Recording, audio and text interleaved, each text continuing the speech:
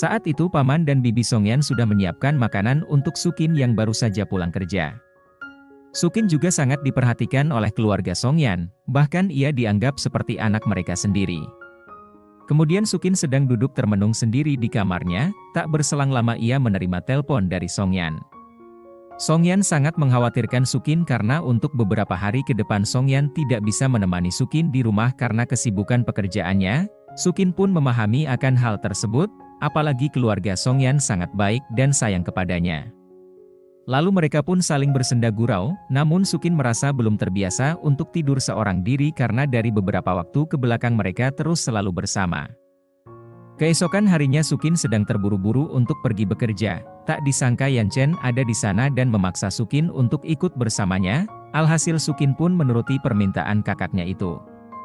Selama di perjalanan Yan Chen terus membicarakan perihal tindakan yang Sukin lakukan, apalagi semua itu berhubungan dengan orang tua mereka. Yan Chen merasa kecewa karena Sukin rela memilih Songyan dibanding keluarganya sendiri, tetapi Sukin sebenarnya tidak pernah berniat melakukan hal seperti itu. Sukin merasa sangat bahagia dengan kehidupan yang ia pilih sekarang. Sesampainya di halaman rumah sakit, Sukin meminta tolong pada Yan Chen untuk membujuk ibu mereka, tetapi Yan Chen menolak untuk membantu Sukin. Alhasil Sukin merasa kesal dengan kakaknya itu. Setelah Yan Chen pergi, ia mendapatkan pesan dari Sukin jika sebenarnya Sukin sangat berharap Yan Chen akan segera menemukan kebahagiaannya. Di sisi lain Songyan sedang memandu para anggotanya untuk bersiap mengikuti perlombaan. Para anggotanya juga terlihat sangat bersemangat. Mereka juga mengikuti rangkaian perlombaan dengan sangat baik, sampai akhirnya mereka berhasil memenangkan perlombaan tersebut. Kabar baik itu pun langsung Songyan sampaikan pada Soujun. Mengetahui hal itu membuat Soujun merasa sangat bangga dan bahagia atas apa yang telah diraih Songyan serta para anggotanya, walaupun Songyan sangat berharap mereka berdua bisa memegang piala itu dengan bangga. Tak hanya itu, Songyan juga memuji Jiang Yu, instruktur baru mereka. Lalu Songyan pun mengabadikan momen tersebut.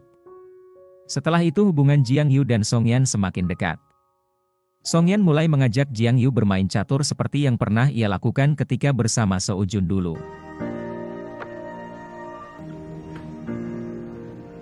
Pada scene yang berbeda, Sukin sedang menjalankan tugasnya untuk membantu menyelamatkan nyawa manusia.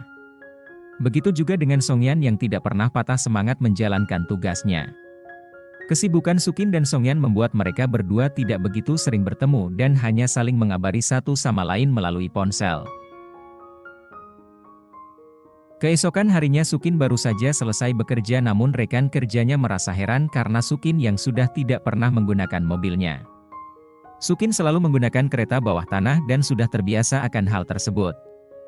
Saat itu Yan Chen menemui Sukin di rumah sakit.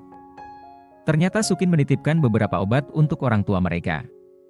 Tak hanya itu, Yan Chen ternyata juga mengkhawatirkan kondisi Sukin karena ia mengetahui Sukin yang harus menempuh jarak lumayan jauh untuk sampai ke rumah sakit, tetapi Sukin tidak mempermasalahkan hal tersebut karena ia sudah terbiasa dan nyaman menjalaninya. Kemudian Yan Chen tiba di rumah dan memberikan beberapa obat untuk ibunya.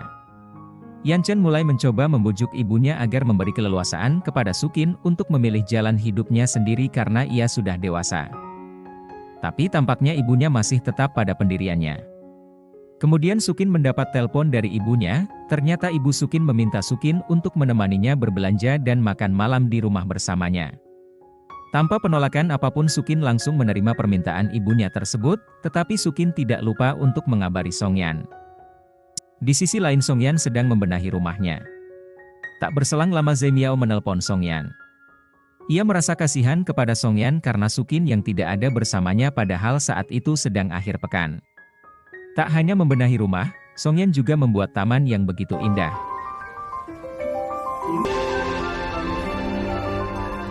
Di malam hari Sukin dan ibunya pergi ke mall untuk berbelanja. Mereka memang terlihat selayaknya seperti orang kaya raya, namun Sukin hanya berdiam diri. Ia tidak tergoda dengan barang-barang mewah yang ditawarkan karyawan mall. Di saat yang bersamaan Songyan dan Zhe Miao juga ada di mall tersebut.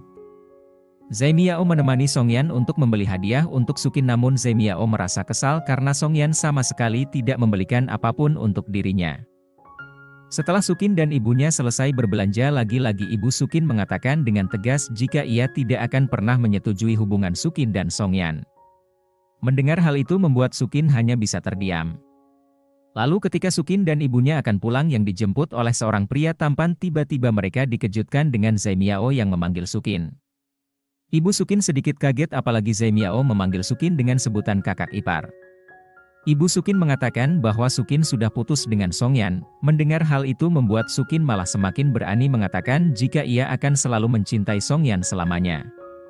Ucapan Sukin itu pun didengar jelas oleh ibunya, bahkan Songyan langsung menghampiri Sukin dan menyapa ibunya. Saat itu Sukin lebih memilih pulang dengan Songyan dibanding dengan ibunya sendiri. Alhasil Ibu Sukin langsung meninggalkan mereka.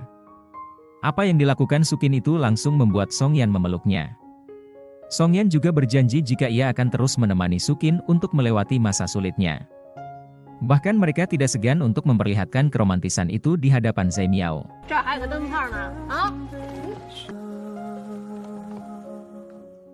Keesokan harinya Sukin menerima telepon dari Songyan. Lagi-lagi mereka terlihat sangat begitu romantis dan saling merindukan satu sama lain. Setelah itu Sukin pun menjalani hari-harinya dengan penuh kesederhanaan, namun ia bahagia dengan kehidupan seperti itu. Di sisi lain para petugas damkar sedang menjalankan tugas mereka. Kali ini terjadi kebakaran di suatu tempat. Pemilik tempat tersebut terlihat sangat panik, alhasil tanpa menunggu waktu lagi para anggota damkar pun langsung melakukan aksi mereka memadamkan api tersebut. Namun terjadi sesuatu yang sangat membahayakan karena tragedi ledakan api yang terjadi secara tiba-tiba dan Jiang Yu lah yang menjadi korban akan situasi tersebut.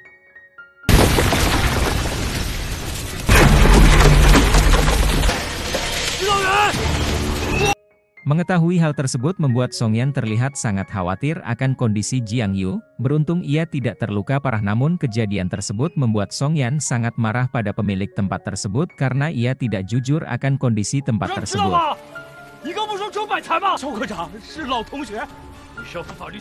Di malam hari Songyan mendapati Jiang Yu yang sedang duduk seorang diri, alhasil Songyan langsung menemaninya.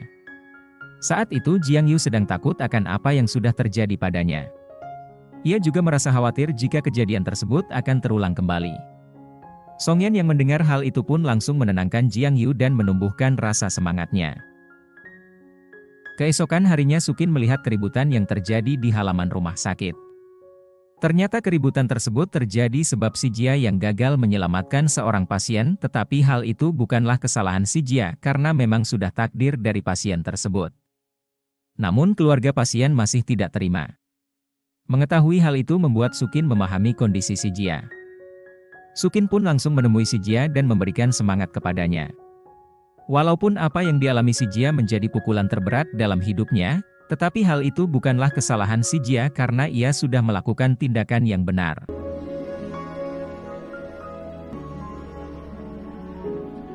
Kemudian seluruh anggota medis di rumah sakit dibuat heboh karena tindakan yang dilakukan keluarga pasien yang meninggal tersebut.